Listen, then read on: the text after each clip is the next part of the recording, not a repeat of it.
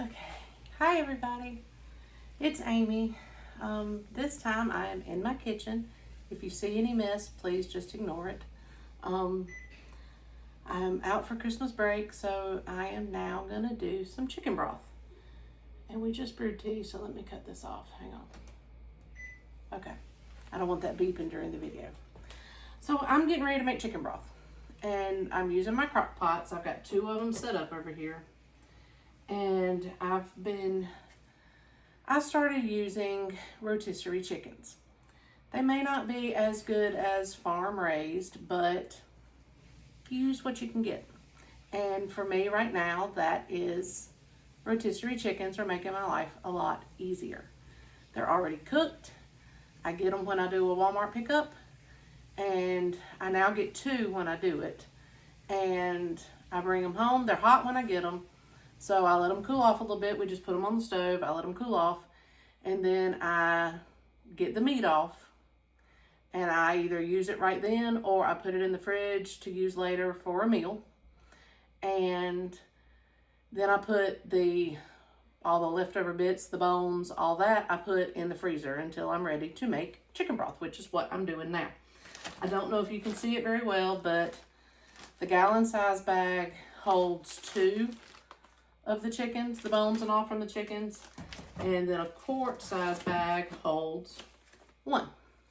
So right now I've got 3 out because I'm gonna see, and I may have to get some more out of the freezer. I'm not sure. We'll see how that goes. But I've also got onions, which I saved some of the scraps from onions that I've used to cook. They're in the bag, the gallon bag. So I may only cut 1 of these onions.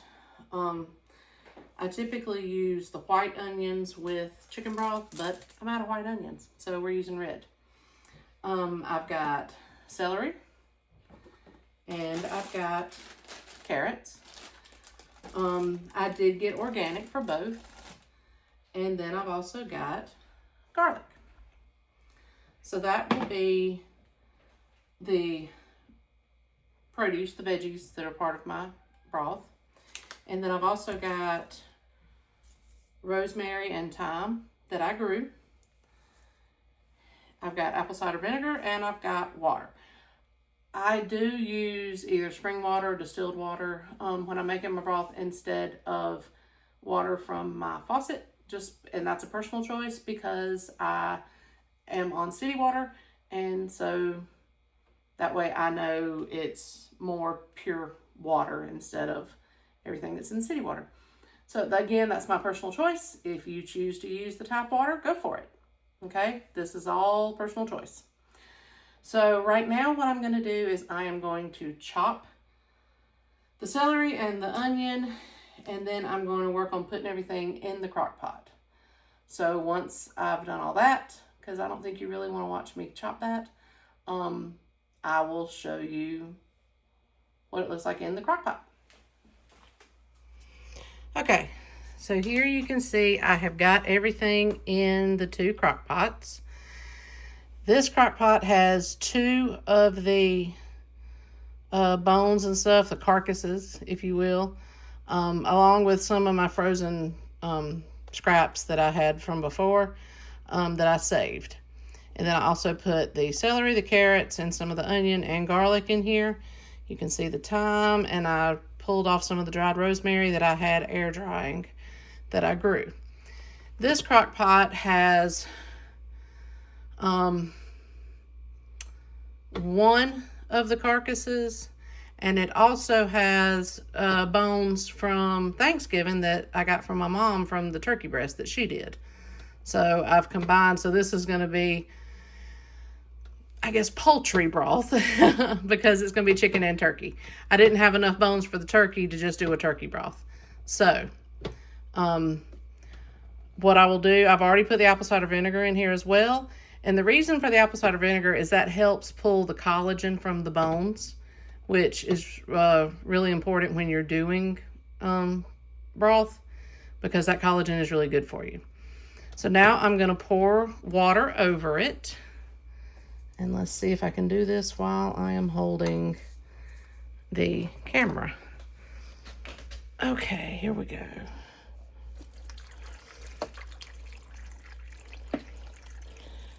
And what I will do is I will cover everything with water.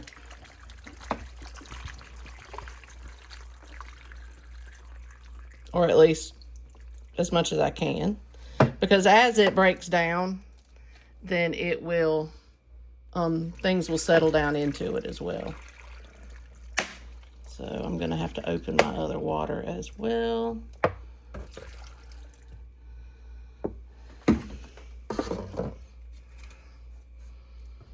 Okay.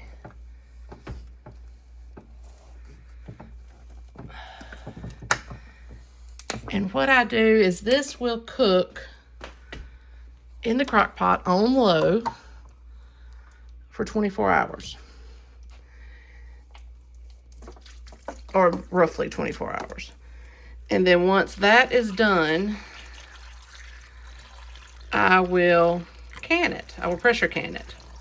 And that makes it shelf stable so that I will have broth I can use whenever I need to.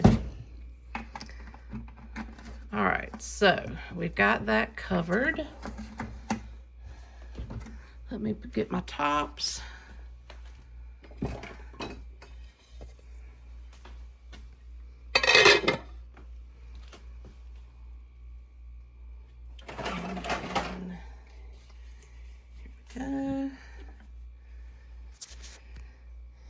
This one actually hooks down, so let me do that. And then this one is not buttoned, so I will just put it on low, let that go. And then this one is a little more high-tech, so we will, what I do is I set it for as high as it will go.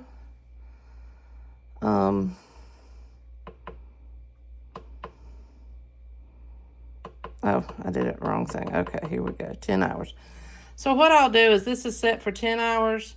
I will come back and reset it before we go to bed. And then it'll go overnight, and then I'll have to reset it again because this one I can just turn on to low and let it go. This one is set by hours, so I have to babysit this one a little bit more. But that's pretty much it. So tomorrow I will come back and show you what it looks like when it's done. And then I will go through the canning process. And there's not a lot of fat left in this one. If it were beef broth, sorry. Hang on, let me stop this before I do that. Okay. If it were beef broth, then once I cut it off, I would actually let it cool a little bit so I can handle it. I would put it into a bowl with a lid on it, and I would let it cool in the fridge overnight. Because beef broth has fat that would rise to the top as it cools, and then the next day I could take that layer of fat off. Because when you're canning, you don't want to can all that fat. So you go through that, and you can save it. It's basically tallow. If you're doing beef broth, you can then save it and use it for cooking if you need a fat or that kind of thing. But since this is chicken broth, I could do that step, but there's not a lot of fat left on these from the chicken. So I probably will not do that step. I will probably just go straight to the pressure canning step. But I'll walk you through that step tomorrow or the next day whenever all this is done. Because it is 2 o'clock now, a little after 2 o'clock. So I may have time tomorrow to go through that step and go ahead and pressure can tomorrow afternoon. Hey everybody, we're back. The chicken broth is ready. I have taken the top off of one of them. And I am going to, because it's in a crock pot and it's really hot, I'm going to scoop out as much as I can before I try to pour it through to get all the big pieces of stuff out. And then I have got my canner going with my jars. They're getting warm. And I'm going to work on canning my chicken broth. Chicken broth or any broth has to be pressure canned. It cannot be water bath canned safely. So I will be setting that up once I get everything in the jars and ready to go. So what I'm gonna do is I'm gonna tilt that down a little bit so that we can, let's see, get this right here. All right, so here we go.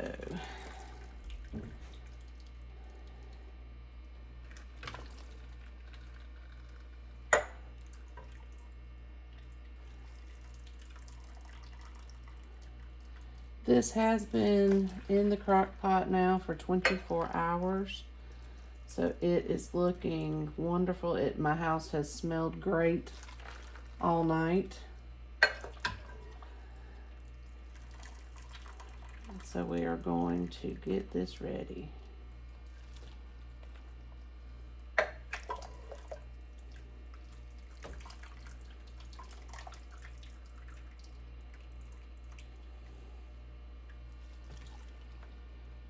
And I may not need as many jars as what I've got warming, but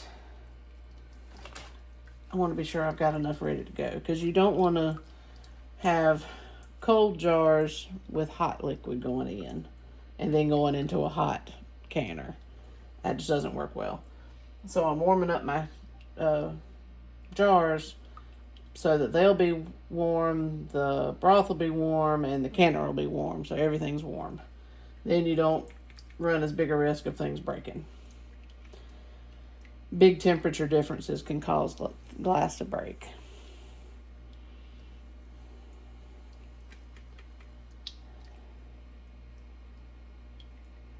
And I try to get as much of this off as I can because I want the broth.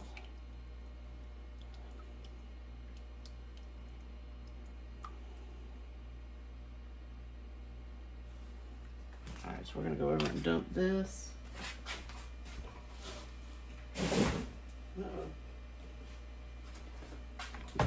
Let me fix my bag.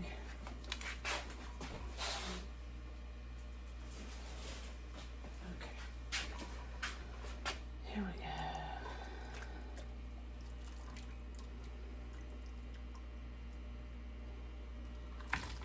go. Uh-oh.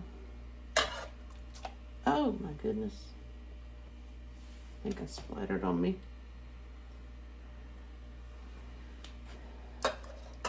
And some of these little small pieces I may end up in my broth, but that's okay. Because all it is the little small pieces is seasoning and stuff. It's not going to be anything that's going to hurt us.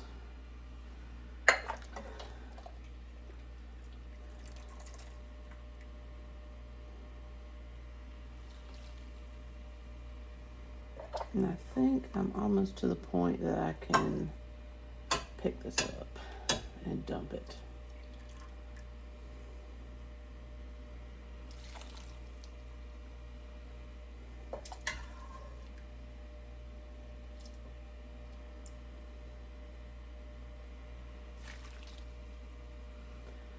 All right, now if this was beef broth, then I would put this in a bowl. I would put the top on the bowl, put it in the fridge overnight to cool and get that layer of fat off of it.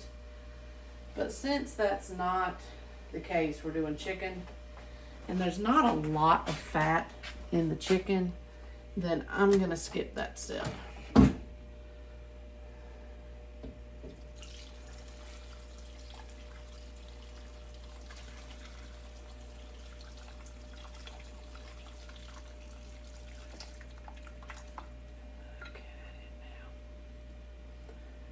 Wash that out later. Okay. And then here we go. Yeah, I can see some seasoning that got through, but that's not gonna hurt anything.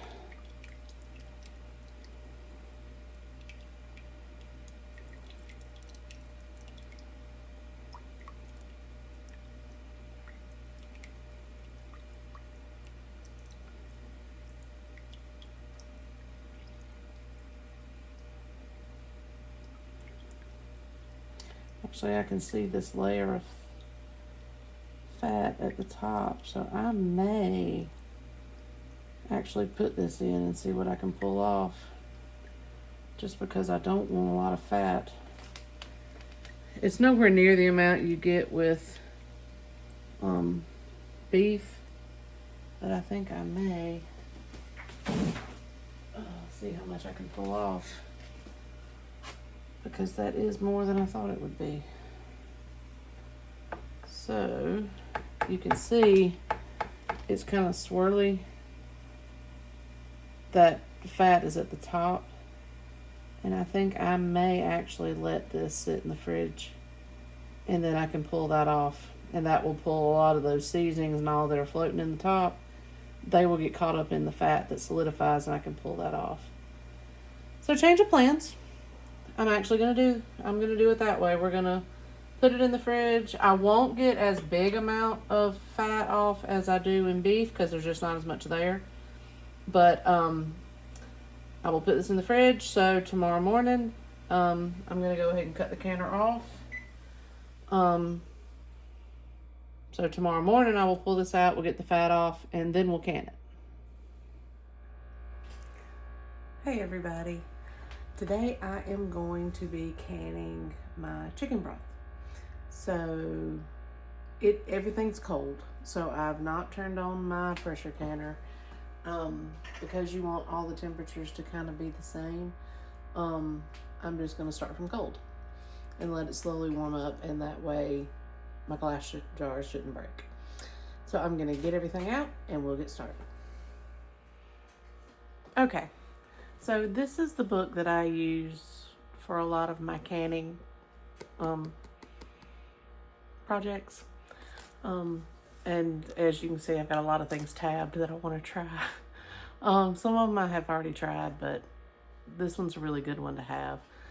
The recipes in here have been tested and they're safe, so that's the one I used. I am doing the chicken bone broth that's in here. I will be putting them into jars. I leave a 1-inch headspace, and then when I put them in the pressure canner, I'll need to get it up to 11 pounds of pressure, because I do have a dial gauge, and I will let it go for 25 minutes. So I'm gonna get started on getting the broth into the jars.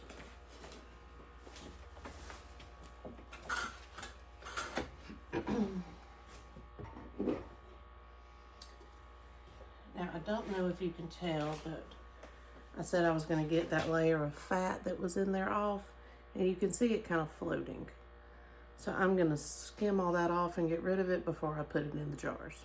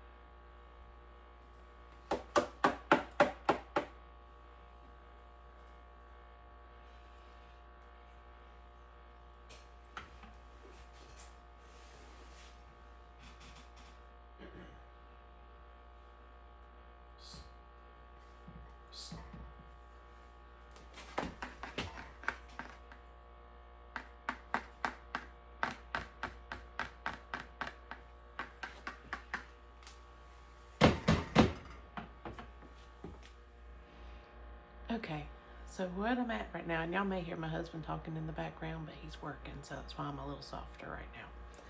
But what I do for the 1 inch headspace is I use this tool.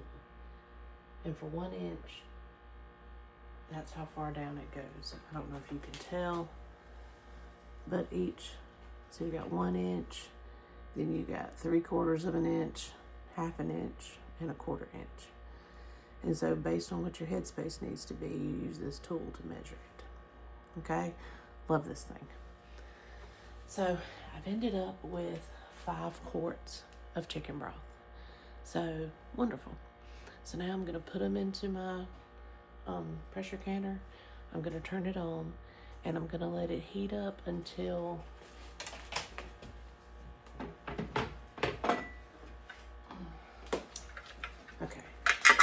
So I'm going to let it heat up until I can see steam or feel steam coming out of this very steady.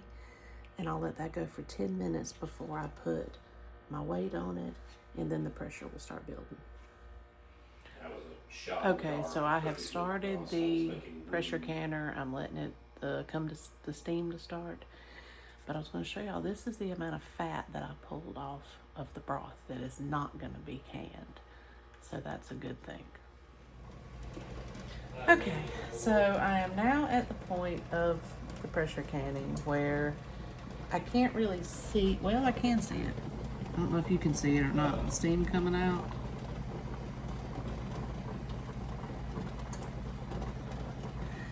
But it has done the 10 minutes that you have to do before you put the weight on it. So now I'm gonna do the weight.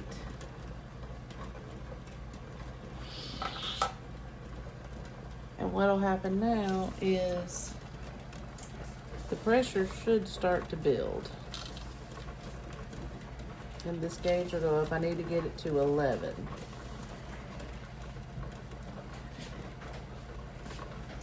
And I'm not gonna, this could take a little bit, so I'm not gonna wait for that.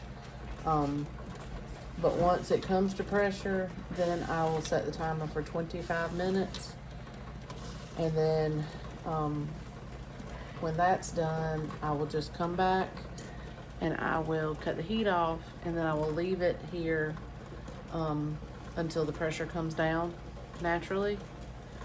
And then I'll let it sit for 5 or so minutes after that, and then I'll take the top off and I can start pulling the jars out. All right, I have finished the broth, and as you can see, I have 5 quarts. They are cooling. I also did 2 quarts of water.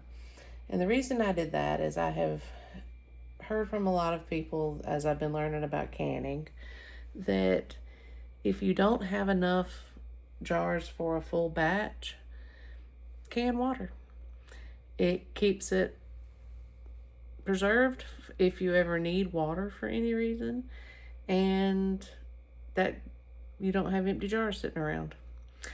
This is the first time I've done that, so we'll see. But what I'll do is I will let these finish cooling. So tomorrow I will take these rings off, because when you store jars on your pantry shelf, you don't keep the rings on. That way, if the seal were to break, or if it comes unsealed, basically, it's easier for you to know that if the ring is not on it. So therefore, you don't run the risk of making your family sick. So I will be putting together all the videos and upload them. If there are any links that I promised, I will add those to the description. And I hope you all enjoyed it.